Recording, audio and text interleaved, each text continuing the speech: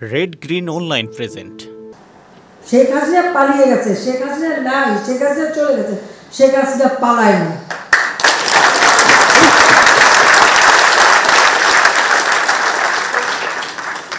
৭৫ সালের পর ৬টা বছর আসতে পারিনি, কিন্তু যখনই সুযোগ পেয়েছি ওই খুনি, যুদ্ধাপরাধী, আমি জানি আমি যেমন আমার বাবা এখন সব মারছে, আমাকে মারতে পারে, আমি পড়া করিনি।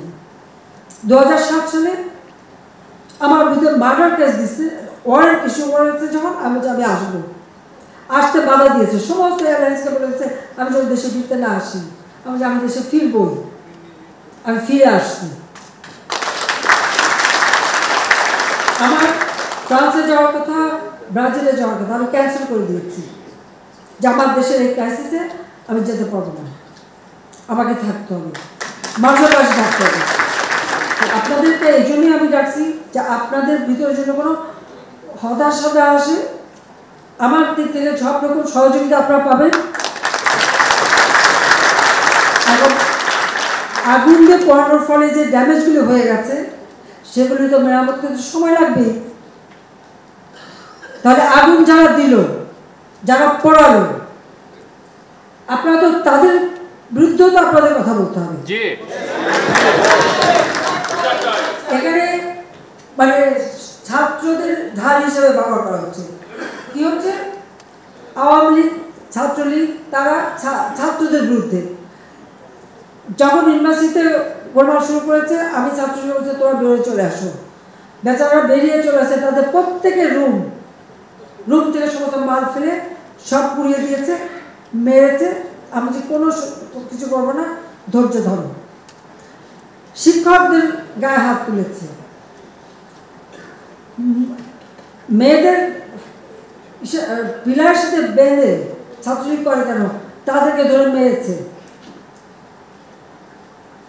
কত ধরনের ঘটনা ঘটেছে সেগুলি বলতে চাই না।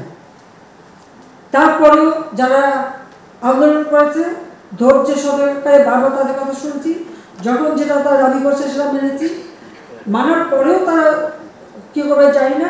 কিন্তু তারা যখন আপনার সব কিছু বন্ধ করে দিল, সিজ করলো, তখন আপনাদের কী অবস্থাটা ছিল? কিন্তু এদের এদের ঢাল হিসেবে ব্যবহার করে কারো পিছনে এই ঘটনা ঘটলো।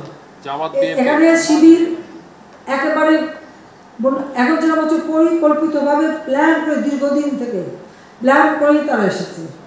জেলায় জেলায় খবর নিয়েছে কোথায় কোথায় শিবির কর্মীরা আছে, তারা কেউ নাই, সব ঢাকা, কিন্তু ঢাকাতে পারে না, ঢাকার আশেপাশে এখানে সেখানে তারা ঘাপটি হয়ে আসে, আর এই ঘটনাগুলি ঘটাচ্ছে। বিএনপি সম্পূর্ণ মদত দিচ্ছে।